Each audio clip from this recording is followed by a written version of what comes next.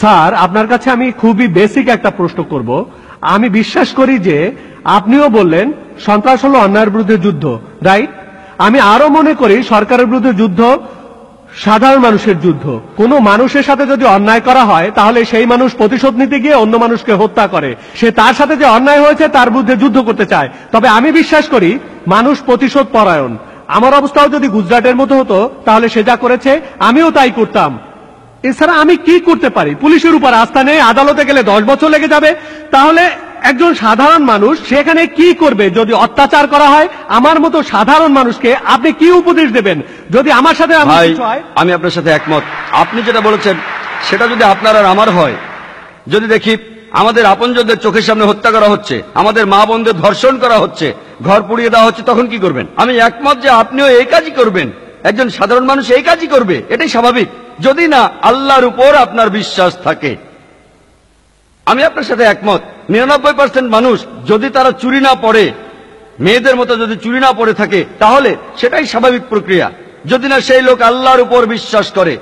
এমনকি আমিও একই কাজ করতাম যদি না আমি কোরআনকে জানতাম, যদি না আমি জানতাম কোরআন এটাকে অন্যায় বলেছে। কারণ যদি আমি নিরীহ মানুষকে হত্যা করি তাহলে আমিও সেই লোকের মতোই কাজ করতাম যে আমার উপর অন্যায় করেছে। যেহেতু কেউ একজন আমার উপর অন্যায় করেছে তার অর্থ এই না যে আমি নিরীহ মানুষকে হত্যা করব।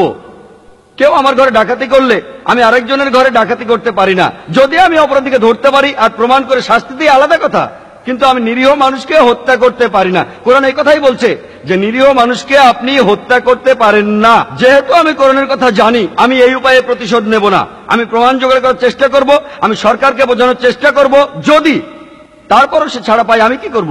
এই সন্ত্রাসী আক্রমণগুলোর জন্য যে লোকগুলো দায়ী, হতে পারে গুজরাটে বা বোম্বে রায়ট, অথবা পলিটিশিয়ানরা, হতে পারে পুলিশ, অথবা যারা মারা গেছে, অথবা যে লোকগুলো বোমা ফাটিয়েছে, যদি এই পৃথিবীতে তাদের বিচার না হয়, রোজ কিয়ামতের দিন আল্লাহ তাদের শাস্তি দেবেনি। আমরা মুসলমানরা বিশ্বাস করি পবিত্র কোরআনে সূরা আল ইমরানের 185 নম্বর আয়াতে আছে যে কুল্লু নাফসিন যায়কাতুল মাউত, প্রত্যেক জীবকে মৃত্যুর স্বাদ গ্রহণ করিতে হইবে। আসল বিচার হবে রোজ কিয়ামতের দিন। যেহেতু আমরা মানি যে এই জীবনটা পরকালের জন্য একটা পরীক্ষা, এটাই আমরা মানি। যদি এখানে কিছু করতে না পারি তাহলে আল্লাহর কাছে ছেড়ে দেব, তিনিই বিচার করবেন। কিয়ামতের দিন আল্লাহ তাদের অবশ্যই শাস্তি দেবেন। যদি আমরা আজকে হিটলারকে ধরি, তাকে আপনি কি শাস্তি দেবেন? 60 লক্ষ মানুষ হত্যা, তাকে কি শাস্তি দেবেন?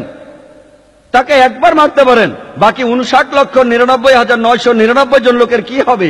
পবিত্র কোরআনে সূরা নিসার 56 নম্বর আয়াতে আছে, যাহারা আমার আয়াতকে প্রত্যাখ্যান করে তাদেরকে দোজকের আগুনে দগ্ধ করিব, আর যখনই তাদের চামড়া দগ্ধ হইয়া যাইবে আবার নতুন চামড়া দান করিব, যাহাতে তারা শাস্তি ভোগ করিতে পারে। বিজ্ঞান বলে মানুষের শরীরে পেন রিসেপ্টর আছে, তাই আল্লাহ বলেছেন যে রোজ কিয়ামতের দিন তাদের চামড়া আগুনে পোড়ানো হবে, আবার নতুন চামড়া দেওয়া হবে যাতে তারা যন্ত্রণাটা বুঝতে পারে। যদি আল্লাহ চান তিনি হিটলারকে 60 লক্ষ বার মারতে পারেন, আমরা সেটা পারি না। তাই আমরা এই বিচারের ভার আল্লাহর উপর ছেড়ে দেব, সর্বশক্তিমান আল্লাহর কাছে।